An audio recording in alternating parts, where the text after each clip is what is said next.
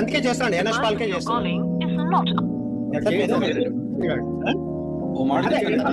ముందుగా ఎనోస్ ఛానల్లో ఉన్నాడు, మాట్లాడదాం. ఒక నిమిషం సైలెంట్ గా ఉండండి సార్. ఎనోస్ పాల్తో నేను మాట్లాడతాను ఇప్పుడు.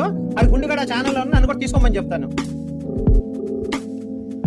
నా గురించే మాట్లాడుతున్నాడు కదా, నేను లేకుండా ఎలా మాట్లాడతాను నా గురించి?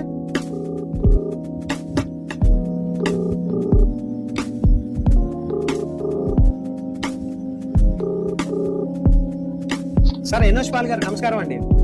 సార్ నమస్కారం సార్. సార్ అతను సనాతన ట్రావెలర్ వచ్చాడు కదా, నన్ను కూడా తీసుకుంటారా? లింక్ ఇస్తారా నాకు? నేను కూడా వస్తాను, అతనితో మాట్లాడాలి.